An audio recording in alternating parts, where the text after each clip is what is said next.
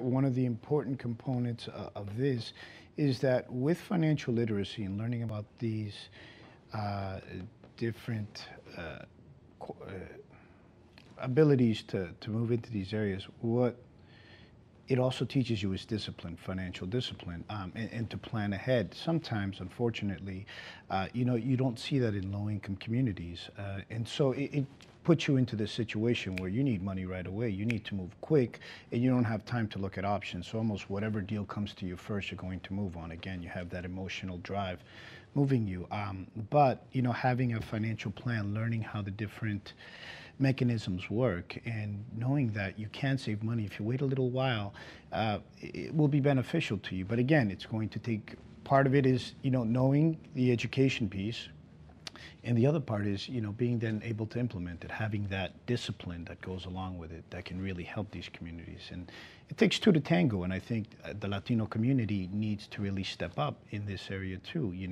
The resources are there, and then how do we really implement them and indoctrinate them into our lifestyle? Peter, if we just laid on a whole new bunch of laws to try to prevent this stuff from happening, would financial companies still find a way to feast on the poor, to eat their corn? It's in market societies. There's always these dilemmas about how paternalistic to be with people and how much to let them do whatever they want.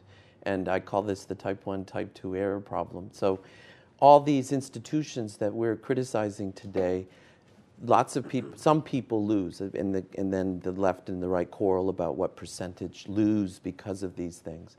But then lots of other people gain because of these things. And so we're trading off the people who gain from payday lending and from kind of cowboy-style banking, if we could call it that, versus the people who genuinely lose and are subject to fraud, which is ubiquitous as we see.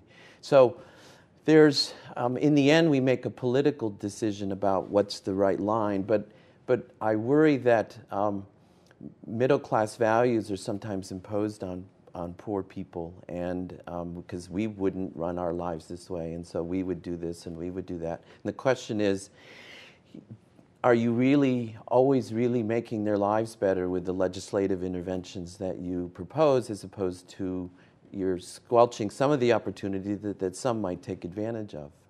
Joel, how about that? Should people be free to make their own mistakes, or is there a certain responsibility to take even the weakest player and set a line and say, sorry, this you can't do? Yeah, this is a debate that's been going on in government regulatory circles for many years, but it's even greater now.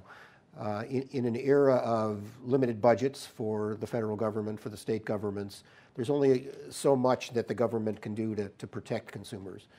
And the question is, at what point do consumers have a responsibility to take care of themselves? I think there's a lot of fraud out there. The government is well positioned in many cases to attack that fraud, but there's more fraud than any government agency or anyone else to be able to stamp out. Consumers do have to pay attention. They do have to look out for their own rights. I do agree, however, that there are some practices that simply are off the table. It's not enough simply to disclose to a consumer a lot of information and expect them to make a rational choice. The mortgage situation is a good example. There's simply too much information for people, even people with advanced degrees, to absorb. So perhaps there is a place for rules. You can't go beyond here. But in the meantime, consumers do need to try to protect themselves. Leslie, I suspect you'd draw the line in a different place from Peter, but let's talk about what responsibility there is to look out for people who might not otherwise understand what they're being asked to do or what their obligations are once they make an agreement. Right, and I think financial education certainly has its place, but then you need to make sure that there are some good products to choose from out there, that people do have an option to act on that financial education in a good way. And sometimes when we have lax regulation or no regulation, the incentives for financial institutions are to kind of have this race to the bottom, where one bad actor has a predatory practice and is making a lot of money off of it, and that pressures other financial institutions to take that same tact.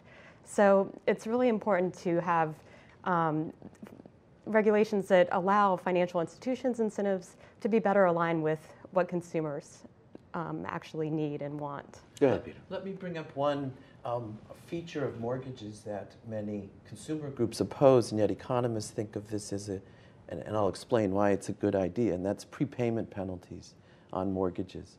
So if you have a set of people who are getting a short-term loan, you don't want the best risk to sort of opt out of that pool through good luck.